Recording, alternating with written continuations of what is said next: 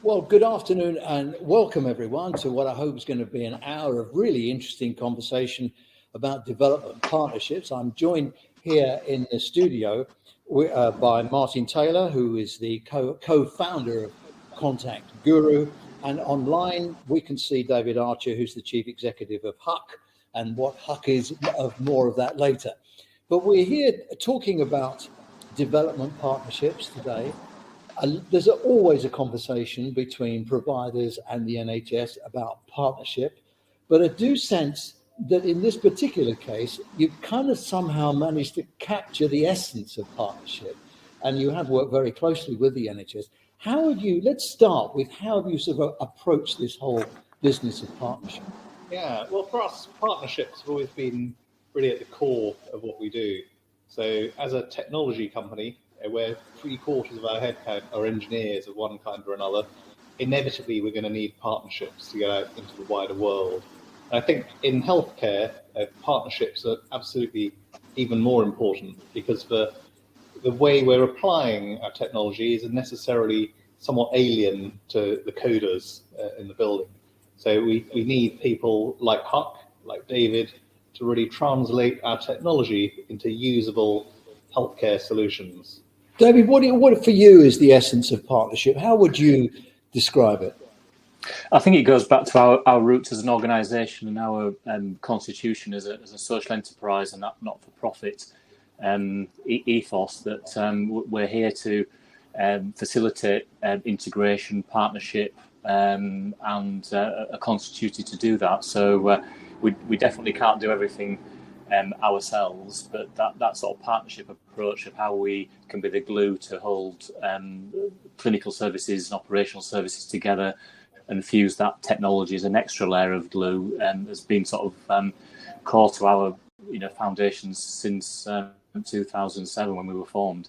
Yes, I can understand. And Martin, I think the essence of partnership is being frank about the relationship, what you can bring to the relationship, what you can deliver and what you can't. Yeah, absolutely. So we've always been clear we can't do everything. And we are better at certain things than others. I think working with David, he's understood where our core strength areas are. And also he's had a feel for things that he's not doing yet, but that our technology could potentially be useful for. And I think that's why we've had such a series of successful development partnerships with David over very many years now. This sounds to me, David, like it should be called developmental partnerships. Yeah, we've almost sort of created just the way the two organisations have come together, and we've sort of got a melting pot of ideas whereby we've got challenges from an operational or a clinical perspective, and we'll be able to throw that in the melting pot. And then Martin and his team have been able to come up with suggestions, but then we've also been able to advise from our coalface perspective, if you like, about how those ideas could be taken forward, the clinical safety of them, the deployment options, etc., so that they can be used on a larger market and different markets. How do you sort of evolve over the issue of language? Because this sector does have a peculiar set of language, doesn't it? It has its own unique governance issues. I mean, it is a very complex sector. Oh, it is. In fact, all of the sectors in which we operate each have their own vocabulary, their own unexplained acronyms sometimes. Yes. But obviously in health, you've also got the moving landscape. So the organisations, the structures are ever changing. And so we've needed not only the pure clinical side of things to be kind of explained to us, but also we've needed to keep track of the tectonic plate changes as well. And on the clinical side, we've gone on to have some of our own clinicians in-house, because nowadays you have to have a clinical safety case for pretty much anything that moves. So having a clinical safety officer who can also kind of guide us on some of the things we should be looking at or should be avoiding. And I think that has probably helped further in working with David and his team to really create that nice mesh between the two organisations. Yeah, David, I sense that's really important. I mean, this sector really hasn't really distinguished itself, has it, in its relationship with IT and information technology, the management of information by the use of technology. It's been a kind of tough interface, but somehow or other you've managed to get around that. Yeah, I think we have, and I think it's goes back to the sort of shared vision and values of what we're trying to achieve. I think one of the interesting things. Yes, I'm sorry. I'm just going to interrupt you there, because I think that's really important. It's the shared values, isn't it? And a lot of this sort of value stuff that's talked about is quite ephemeral and doesn't mean very much. But actually, it's really very important here. Did you sit down together and decide what the values were? How did you? I'm interested in the nuts and bolts of that. How that worked. I don't think we did. I think it just grew from conversations, really? And that sort of shared ideas. The patient is at the centre of everything that we're trying to do, and the safety of that, how we can use technology to improve things. I was just going to say that one of the things that probably as a third-party observer in some of those discussions, it would look like it would be difficult to identify who was from Content Guru and who was from Hook, that the two parties are working together and contributing towards the solution, as Martin said about the clinical safety case, that there was Hook clinicians, Content Guru clinicians also contributing and really generating thoughts, challenge, ideas, etc. So I think it was organic that it grew just from a sort of a meeting of like minds, really. Yeah, that's a huge compliment, isn't it? Yeah. When David says, no one knew who was who from which organisation. Yeah, exactly. It was a meeting of minds. And in our cultural values, we have something called PSP, everyone's always told about as a new grad: problem, solution, product. So as a tech company, you shouldn't be leading with, this is our great tech, why don't you buy it? No, that's always the case, isn't it? With technology, we say we've got this great app, we've got this great piece of software, we can do this. And we all sit there and think, what's it going to do? Exactly. Well, it's actually with David, straight away when we started working together, it was on, I think, one of the phase 2 pilots, actually 2 of them, way back in 2014. And we had a mental health pilot and one using 111 operators for in-hours primary care, call handling.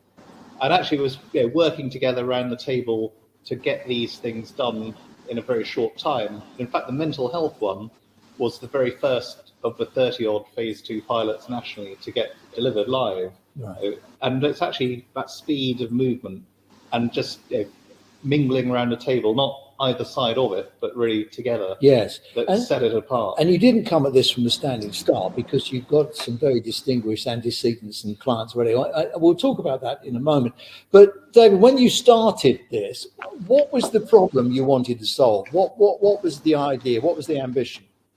I think we saw the future of where technology could go, almost a necessity to provide sustainable services given workforce challenges, increasing demand, etc. And also some frustrations, as we've sort of alluded to, with off-the-shelf offerings, that we were very clear that we want the software not drive the service, or the solution not to drive the service, that the operational, the clinical best practice, that the software and the systems should support that best practice. So we've seen lots of examples whereby this is the off-the-shelf solution, and you've almost had to re-engineer how you'd work clinically and operationally, and we were really resistant to that. And I think that was probably one of the key factors of where the relationship became really successful, because Martin's team came at it with that approach that, we're not going to force this onto you because it's already developed and it's already a commercial offering. It was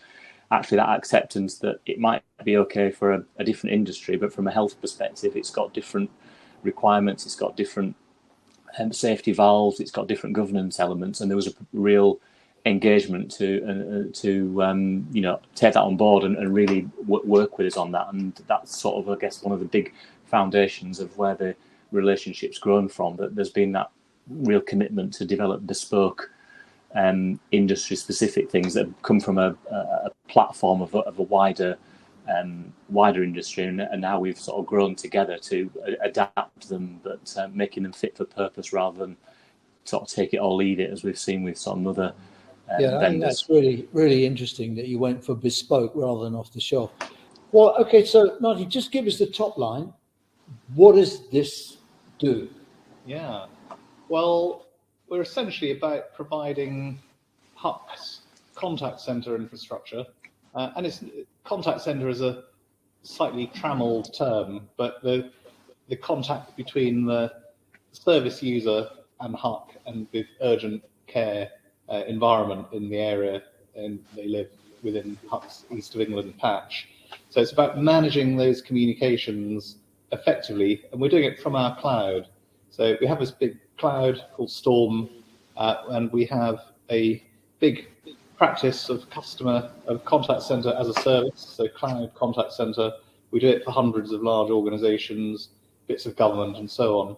And we've repurposed that specifically for healthcare requirements in the urgent and emergency care space. Right. So but there are a lot of people connecting into that, isn't it? I mean, yes. Unlike a business that might want to connect with its customers, there's one customer, one business, one service, and that's relatively straightforward. But because with the health and care sector, you've got one patient, but you've got multiple services that connect into that. Absolutely. And David, I'm sure you agree, interoperability has always been the holy grail that's always talked about. And in 40 years of watching the NHS, I've never seen anybody really achieve it. I mean, that must have been uppermost in your mind.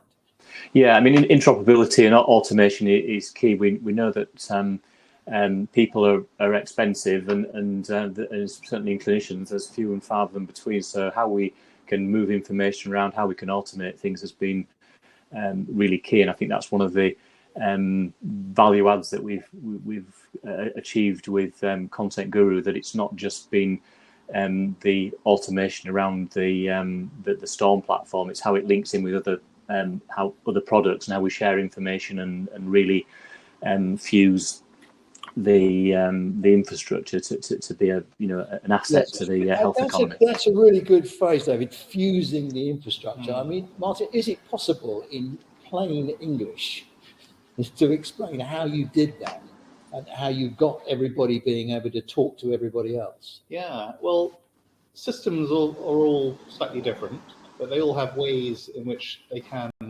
communicate.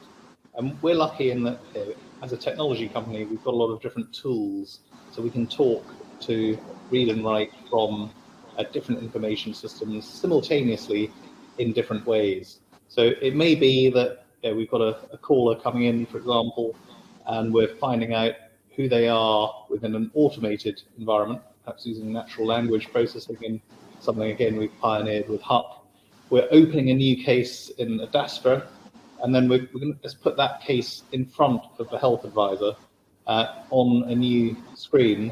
And then something we're working on now is to pop open that record, so you're not having to open it up, and you're thus saving a lot of time and keying errors.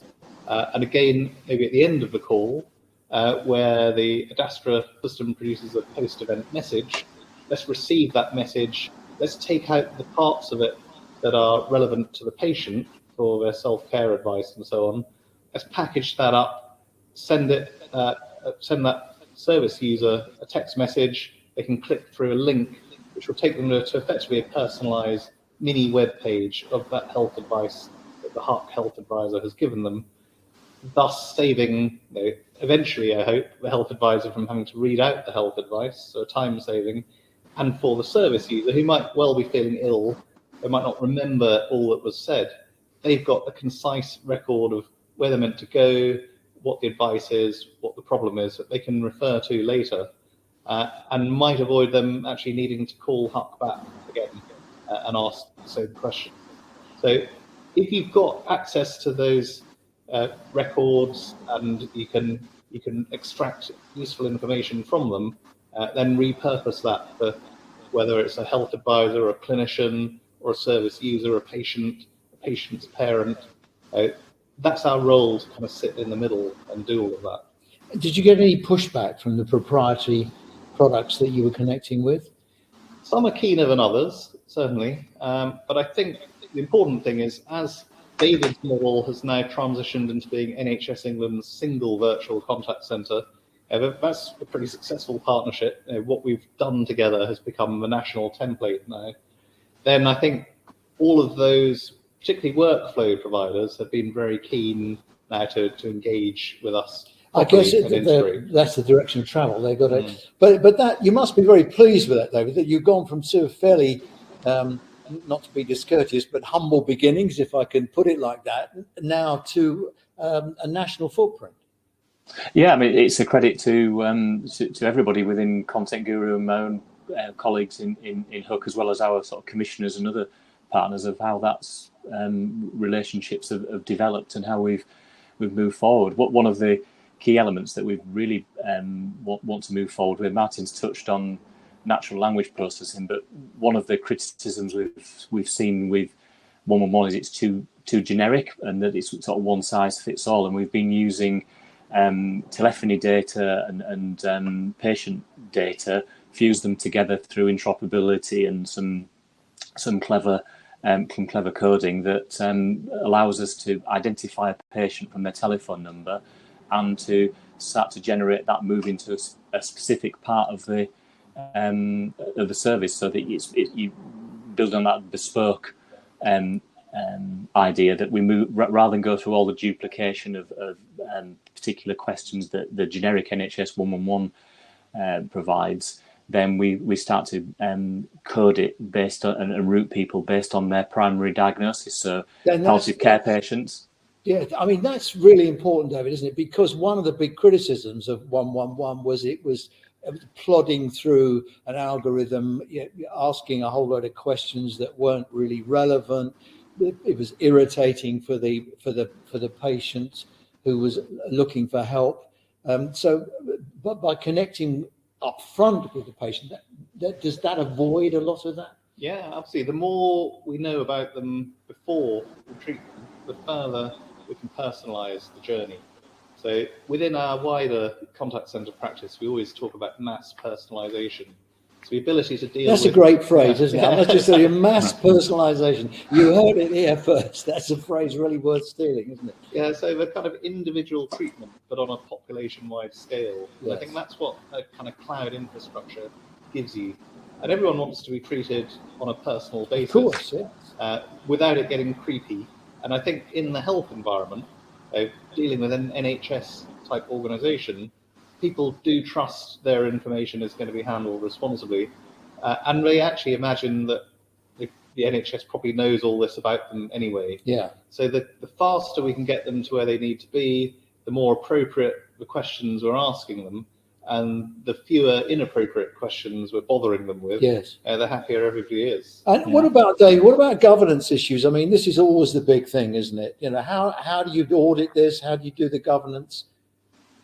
So I think that's one of the advantages that Martin alluded to of clinicians being within the Content Guru team, as well as within the sort of provider network, is that there's that understanding of how important the governance side of things is, and that we jointly work through that through clinical safety cases, privacy, impact assessments, all those sorts of things, so that the product and the solution that in effect we pilot has got buy-in from all parties, and that everybody's satisfied with the governance. It's all documented, and how we're going to audit, how we're going to review cases, how we're going to measure success. It's all agreed up front, but because there's clinicians' involvement from the tech side as well as the delivery side, then we're speaking the same language, so it makes things a lot easier than it would be if it was purely techies talking code to clinicians. It's that definitely won't work. So again, that's another real benefit of how the relationship. That's learned a lesson really from NHS Direct, isn't it? In the early days, it was clinician driven, and then of course it was broken up into NHS 111. Costs drove down the clinical interface because of costs. Now it looks like you're recovering now.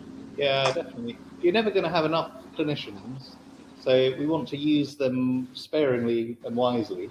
But obviously, we want to use clinical knowledge and information well. Again, it comes back to that kind of fusion of what the technology makes possible and what is clinically not just safe, but desirable as an outcome. And actually, we've had many a session just behind us there with NHS colleagues, with HUC colleagues, really ideating in the customer experience centre, coming up with kind of concepts, seeing maybe things we're doing in other industries, and really coming up with some great ideas. Yeah, I must say, I've had a look here this morning. It's like stepping into the future, isn't it? It's a bit like the Matrix or something. Yeah. It's not a backdrop. No, it's a real. I know it looks, but look, honestly, it's real. Okay, so this has been a huge success. The start. So where are we going now with this? You're rolling this out. Yeah, well, obviously it's a continuum. It started with these phase 2 pilots. The next where stage, where were the phase 2 pilots? Hertfordshire, actually. So one was working mental health with HPFT. Yes. Who actually, now, mental health is very tricky. I'm very. sure you'll agree, David. I mean, it's nuanced, it's subtle. Patients often have difficulty communicating, don't want to communicate often. That presents a lot of challenges. It does. But 111 is a great front door, because many people don't know the number of their local NHS crisis line. They all know 111. So it's about taking people to that appropriate treatment once you've identified that that's the sort of call they want to have. It's not about what they stub their toe or something. Let's take them away from the health advisor route and onto specialist crisis call handler. So that was one of them. The other was around using the resources of the 111 service in hours. Because obviously you've got these contact centres and they work primarily at night, at the weekend, at Easter and so on. In the day, they're relatively peaceful, whereas the GP practices are kind of under fire at 8 in the morning. And so initially it was about that kind of under stress hour, 8 till 9, using HUC call handlers to supplement the primary care. And I view primary care as a 24-hour service, really. And the GP practices are hugely important, they're at the centre of it, but they're only really there for about a third of the time. The rest of the space is the out of hours, so-called. It's the rest of the hours. Yes. So it's about kind of bringing that standard up. And then the next stage was providing the contact centre, initially in Hertfordshire, Cambridgeshire and Peterborough. Then we added Luton and Bedfordshire, West Essex, till they've got this kind of 3.5 million odd footprint.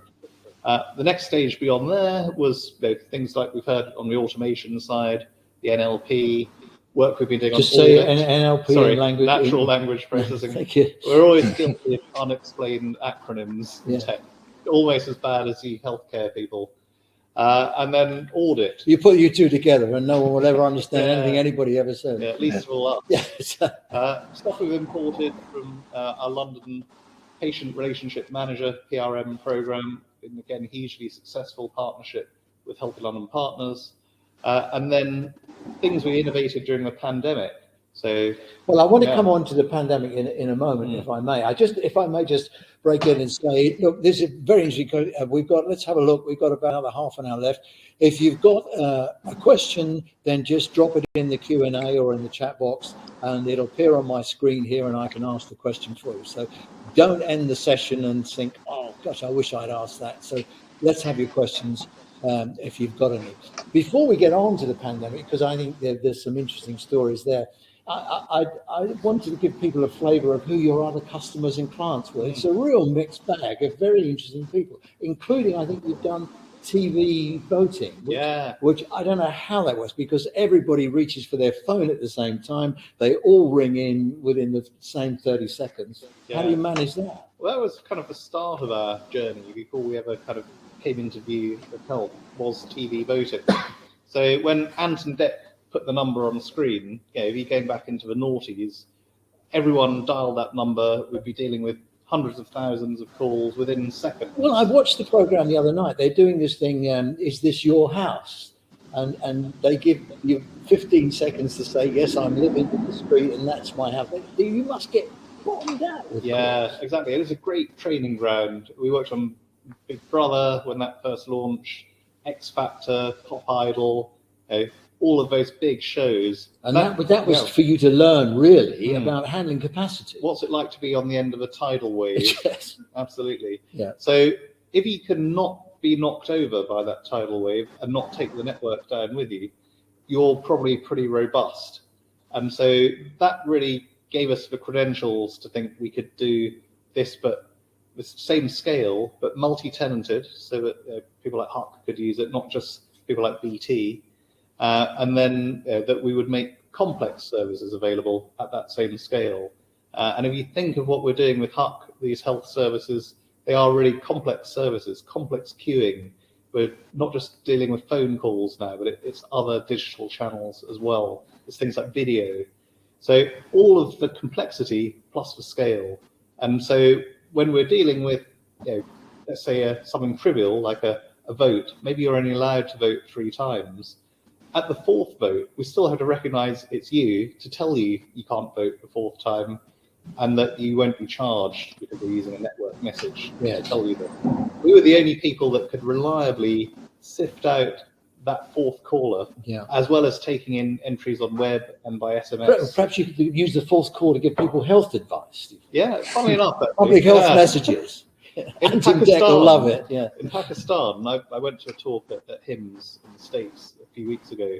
There was a guy from the Pakistan Health Ministry, and they got all of the phone companies to change their ringtones to health advice. So instead of ring ring, you would hear COVID advice, because a lot of people thought COVID was just a hoax in the early days there. And so they used the first 3 seconds to get the big messages in, and then kind of longer.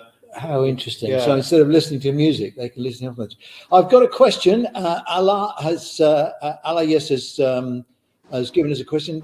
Let me ask you this. Can patients check their data? Is there additional security for recognition via phone number, e.g. parent checking on son or daughter? That's a really good question, and thank you for it. David, can you answer that? Yeah, so in terms of the checking process, there's an established validation process to make sure that we're talking to the right person, and obviously we don't disclose anything. It's a series of questions that we ask, and say is well established from that perspective. And as the initial data, that is something that's sort of agreed as part of a commissioner and a wider information sharing agreement as to what information is shared, how it's shared, what format, where it goes, and then all the owners of that data, if you like, are signed up to that agreement. It's all documented. So that's one of the biggest hurdles to get. It's pretty basic. But it's very important, but quite difficult to do, isn't it? Because it would be very easy for a parent to impersonate a child, for example, or a teenager. Absolutely, yeah. So we use the information that we've already got, the information that comes from various feeds, and then there's an established governance process that's into the way that they operate as 111 operators to make sure that they are confirming it's the right person. Good. And John Adamson has given us a question. John, thank you very much for your question. If you have a question, now's the time to put it in the chat box or the Q&A, and we'll get them answered if we can. So John is asking, what functionality is being provided to help GPs manage their patients more effectively? Now, I mean, Martin, you were talking about the GP interface and that golden hour in the morning where nobody can get a GP appointment. What can you do for that? Or what are you doing for that? Yeah, I mean, most of our work in primary care is around the out-of-hours space. I mean, we've got some primary care in-hours customers. It's not really been our focus because the kind of scale of urgent and emergency care has been, in the early stages, more suited to cloud. But certainly with GPs, again, you've got the same challenges. You've got information systems, you've got TPP System 1, EMIS, and you've got Vision. There's microtest as well. So all of those can talk. So if you are able to, for example, make an appointment booking or some sort of triage level can take place perhaps ahead of an appointment, and that's certainly all available for GPs as well. So the decision could be made. You don't really need to see a GP. You need to see a physio or a pharmacist or an allied health professional. Yeah, absolutely. I mean, that's not just the case for GPs, but as David worked on, it's the case where you're going from urgent and emergency care to ED. So everywhere where there's this kind of transition, I think it is useful to be able to interrogate the service user and just check that they really are needing to go on to that next stage. They do need that appointment. that is the way that they will be best served. Yeah, the flow is so important, Yeah. isn't it? Okay, well, look, we can't have a conversation about this sector and IT without the pandemic, and you mentioned it earlier. So, David, what happened during the pandemic for you? Yeah, lots of things. Most of them very, very challenging, but I guess we've been fortuitous in our relationship with Martin and Content Guru, that we had a few tools available to help us with the challenges. So the first one really was about the contact centres are great in normal times, but they're not really successful when you've got an airborne virus and you've got lots of people in the same room. So one of the things that we were quickly able to do from a one-on-one perspective, and also the sort of wider medical input from GPs on a 24/7 basis, is because of the ease of deployment and the cloud-based delivery of the telephony platform, we were able to deploy that so that colleagues could work from home in a secure environment. We could deploy it so that GPs who were working during the day in general practice were able to dial in and support and triage patients with those initial sort of phase one challenges, and they had the same protection, if you like, from call recording as if they were in a contact centre. So in effect, we were able to, rather than having 4 contact centres, we were sort of able to spread it out into about 50 and really quickly, because there was no third-party apps needed in order to be installed. It was basically a web deployment, so really fast and flexible. So that really helped with maintaining access, maintaining clinical safety, speed of response. And because it's all within the same platform, and there was obviously restrictions that were pretty hastily put in place about physically seeing patients, then we were able to deploy the Storm video consultation module. So again, really easy to deploy from our perspective, because it sat in the same application that clinicians use, but it also didn't require an app to be previously downloaded onto the user's smartphone or their iPad or anything. So in effect, the clinician decided they needed to see that patient, and they were able to just send a URL, one-time use, and any smartphone with a camera, they were able to connect to that securely. Okay, right. I mean, that's a big change, isn't it? So yeah, massive. Technically, Martin, you're suddenly, as David said, you got 30 people working from home. What did that mean for you? Yeah, it didn't matter too much to us, because we're in our cloud. So unlike a normal contact center where you'd have your own server room and that's where the physical machines would sit, ours sit across multiple UK data centers, and we don't really mind where everybody is. So in David's does case, that need a secure line, or can you do it on a BT line, or do you do it on a web? How does it work? Obviously, where you have a full-on contact center, of which David has some, then you can have a proper secure bandwidth going into those locations, and others are looking at using HSCN and so on. But actually, it can be carried over the internet with a good degree of security. And that can be done on a laptop? Yeah, absolutely. So that was generally what people were doing: laptop, USB headset, and off you go, even for doing video.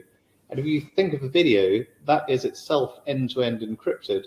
Yes. So one end is the patient or service user's mobile device. The other end, the laptop screen of the clinician. Okay, so let's just unpack some of this, David, because you're both used to it. So during COVID, it meant that if I phoned into the call center, I'd get someone who was working from home somewhere or other. And if I needed a video consultation, they would send me a link, and then I would be connected. Yeah, if you get an SMS, it's got a single-use link on it, so you can only press it once. Yeah. You can't come back to it next day or anything. That will establish 2 things: one, a connection to the screen and camera if it's two-way on the clinician end. The other, it asks permission to turn on your camera and screen on your mobile device. So you click yes, and then off you go. That's it. It's literally established there and then. No booking, no app. I mean, that's a big step forward, David. I mean, do you see that continuing on going into the future?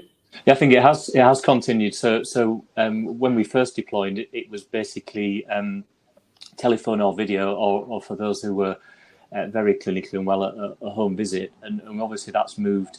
That same position was put in place in hours with general practice, and we've seen some move away from that because it's clearly not suitable to see everybody over a video link. But I think it's here to stay, and therefore, improves the efficiency of services, the use of clinical time, and patient experience, because the need for coming into primary care centres to be physically seen is moving away. And then when you combine that with other technologies like the electronic prescribing service, so that the clinician can actually prescribe something to you following that video consultation that you can then pick up at your local community pharmacist, then it becomes a really powerful, slick operation. It opens a whole new door, doesn't it? Just before I move on, I just want to pick up a couple of questions. Mark Kendall sent us a question. Mark, thank you for your question. If you've got a question, now's the time to do it. We've got time left. Mark is asking, what were the digital channel shifts you were able to leverage to benefit patients, and how did you measure this? I think, Martin, that sounds incomprehensible, and one for you. So lots of talk always about channel shift, isn't there? Yes. And many people misinterpret that to mean we want to take people from having a phone call and kind of force them to go and self-serve using a mobile form somewhere.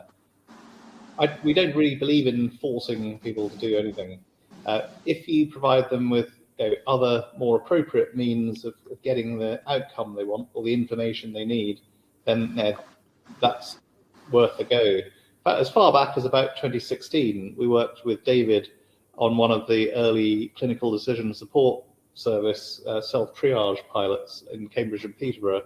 And there, if you were calling in and you were waiting on hold and you're on a mobile, again, it's just like we would with the video, we send you an SMS, you click on the link while you're still in the queue, and then you can start to work through a self-triage menu on your screen. So the next question would come up, we'll decide how to present that. Is it a tick all that apply, a radio button, drop-down list, and so on? That leads then to the next question.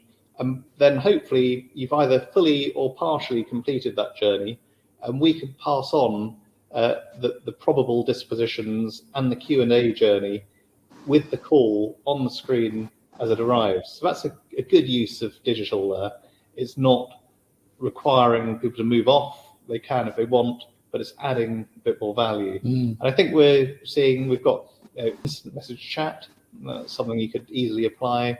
We've been talking with the NHS app people about why not have click speak from the app rather than actually breaking out of that online environment and dialing 111. Again, it could go to the same place. It could go to David's contact centres, but we would know which page that has come from. And indeed who it is if they've gone through NHS login.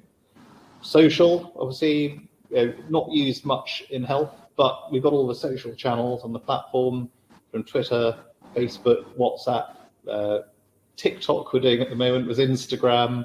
So if people have applications that might need some of these visual or written mechanisms, even email, there's the ability to process those within the same environment. It's really interesting. There you are, Mark. You asked a really interesting question. Alex, come back.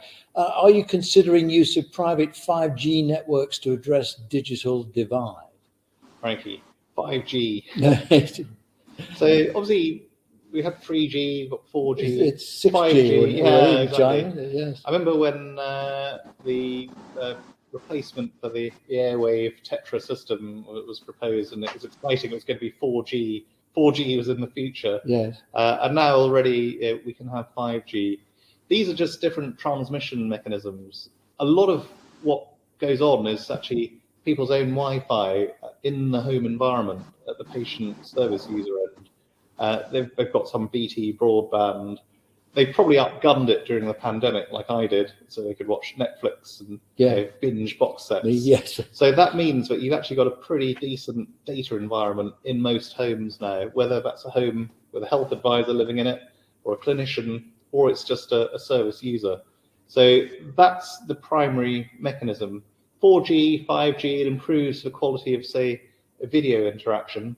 And I think if we're looking at maybe using the NHS app more and getting more value out of that, such as using it to do real-time communications into a 111 or UEC provider, then having that bandwidth there, because it's not a phone call, it's using the data bandwidth, or it's probably part of a bundle that you've got with your mobile device. Well, it's interesting, if you look at the NHS recovery program, a large, I mean, they're going to struggle with that because they're still struggling with COVID, and how long, who knows how long it's going to take to overcome the waiting list problem. But a large part of that is seen to be managed by the NHS app, outpatient appointments and advice and pre-op advice and things like that. So, it's kind of on the agenda, isn't it? What is also on the agenda, David, are virtual wards.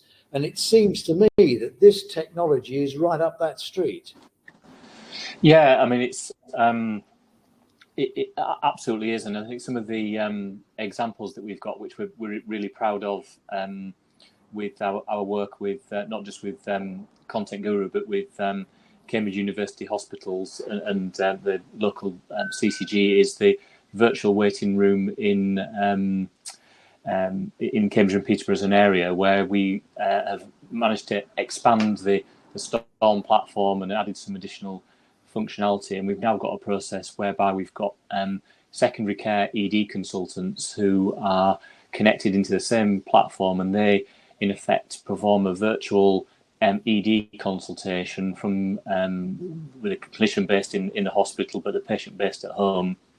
And they're managing to deal with about 80% of calls that traditionally 111, even after a GP input, would have sent to ED for further examination. Those consultants are able to deal with those without referring them into hospital or the need for an ambulance. So they're making a massive impact. And there are plans to, now we've sort of proved the concept of that with a HSJ ward, which is really, icing on the cake, but that's going to be rolled out even further across yes, well, congratulations on that. I mean, virtual wards are a big opportunity for you, aren't they now? Because, the delayed transfers of care are causing trust, a huge problem. Admissions are causing a problem for the ambulance service.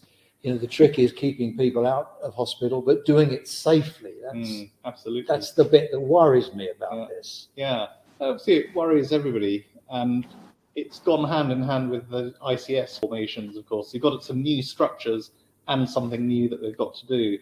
From our point of view, the virtual ward is an Internet of Things transaction.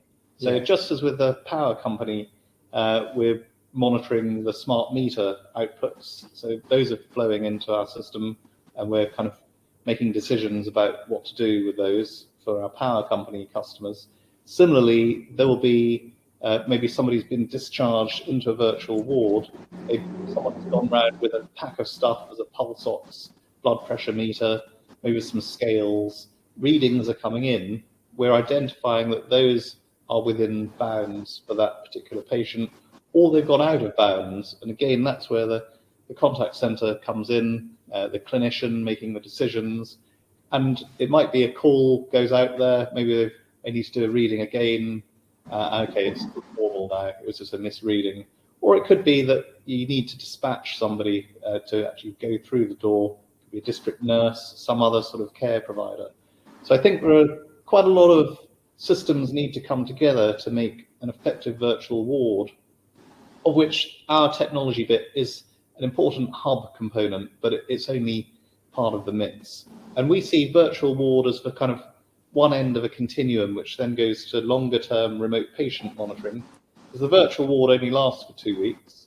I've only got RPM, and then the wider kind of community surveillance, where you're going into top tier local authority territory there, of looking after a large number of vulnerable or elderly, anyway, people living independently at home. And connecting data between social care and healthcare. Again, that's defeated everybody. Yeah, absolutely. And we've all worked with local authorities. We've got some of the largest in the country as customers.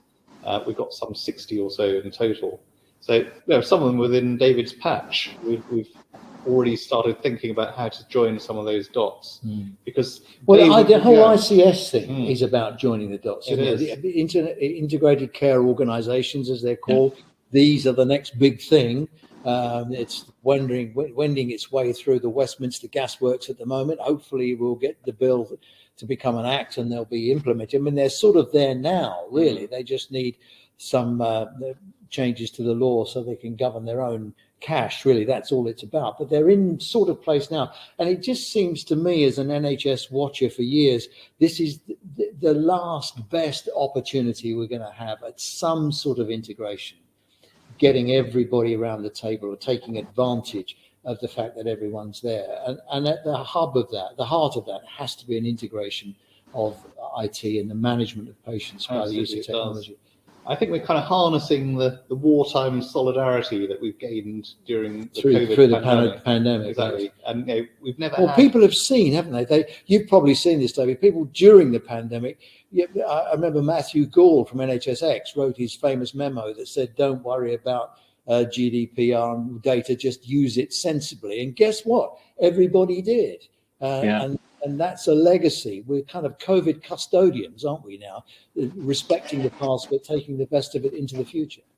Yeah, sort of a governance light approach where the key elements were obviously continued to be considered and rightly so, but there was that air of innovation, problem solving, etc. And I think what we've got with certainly our view and how we've worked with Martin's team is that we've got an infrastructure that the government's paid for, the NHS has paid for, and we should sort of sweat that asset to link in with as many components as possible and use that functionality to bring health and social care together, because a lot of the things that we get through 111 are not medical related, they are social care, and the more we can bring those components together, we can build on the bespoke care options of getting the person to the right components. So we don't need to reinvent lots of different single points of access. We can just use in effect 111 as the access point, and then it's the technology and the providers who are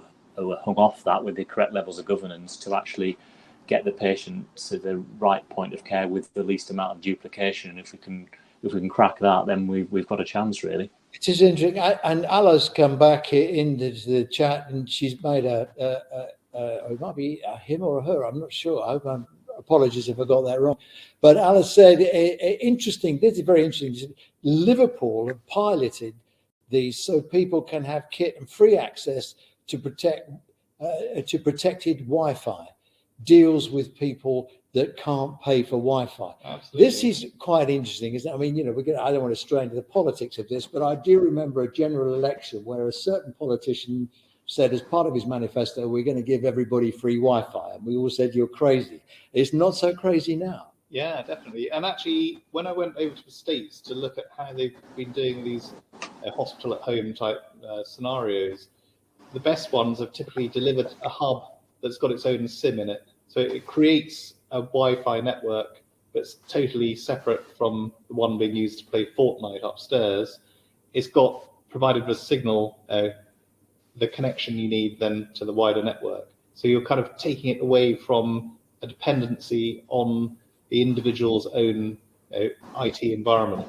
Yeah, it's become almost a utility like gas and electricity, isn't it? Really? You notice it when it doesn't work. I sure do.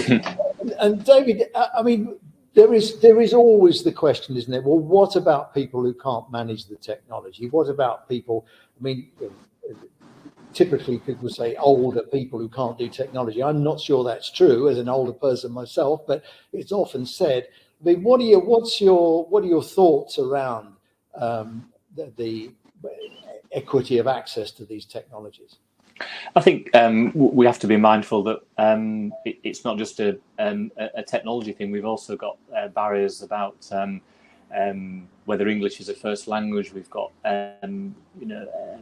challenges with the deaf community accessing services. So I think there's never one size fits all solution that technology can fix everything. So we're going to always need to have a combination of solutions to make sure that we maintain equitable access regardless of the circumstances. But what we are seeing is that where traditionally we've had to have a lot of manual interventions and a lot of people involved to fix some of those things.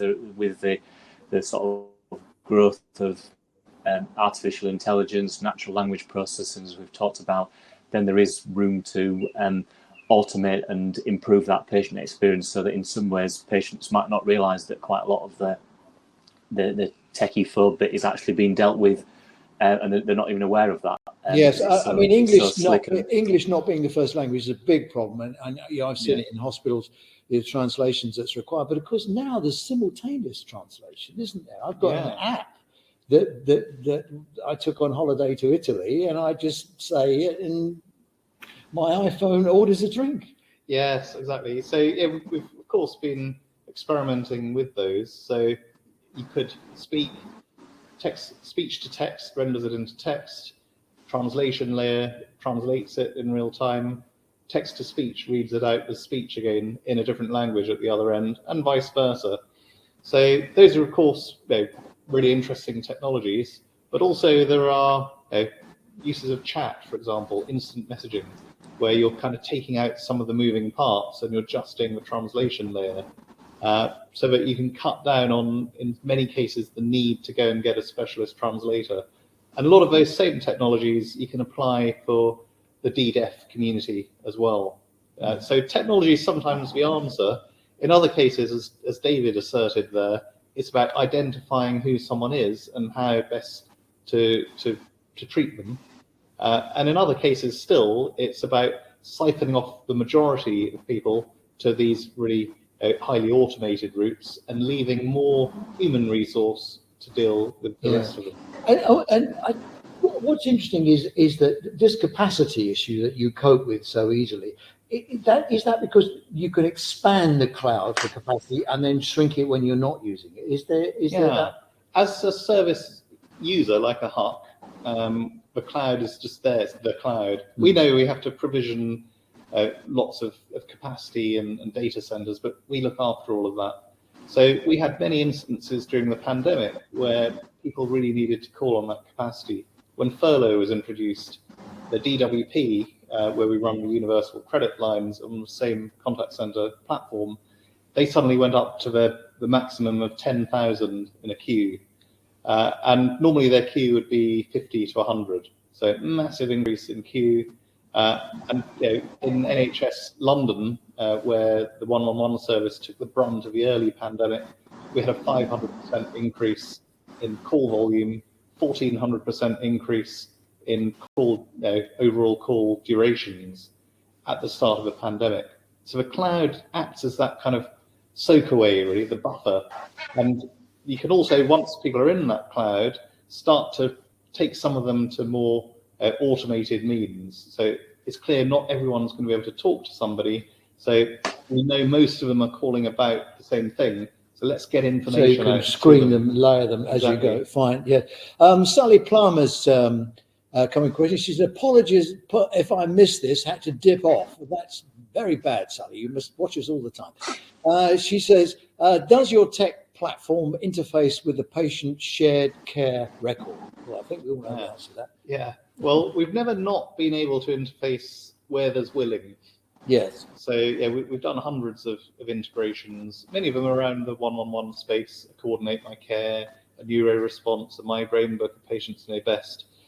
There are obviously many more we haven't done, but provided there is some kind of capability to talk and above all a willingness on all parties to do it, then we can certainly make that happen. Does that approval business, I mean, does that present you with a problem, David?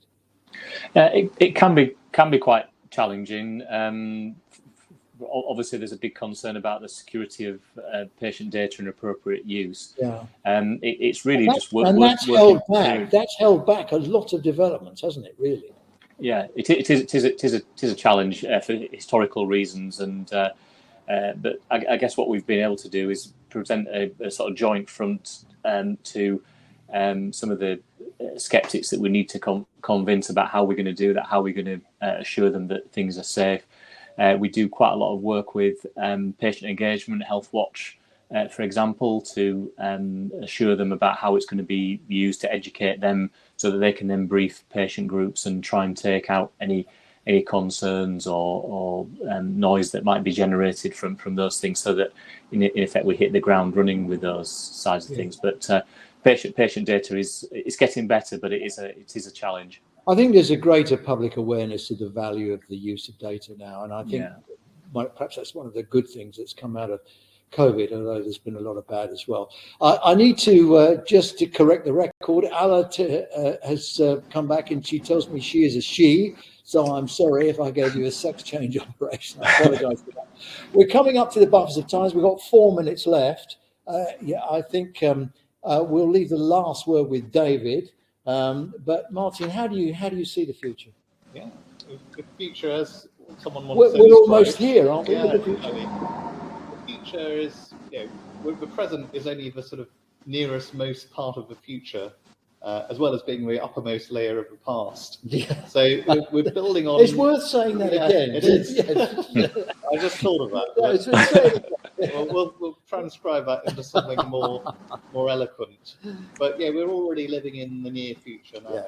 Yeah. We've got learning algorithms. We've got digital technologies of all sorts. We've got agile working methodologies, so we can do things quickly and safely through various sprints, rather than these big monolith projects that have always failed. And there's the general will and acceptance from the user base. In fact, yes, I think public trust is a big issue. I'm sure you'll agree with this, David, that the public are coming to trust more of these interventions.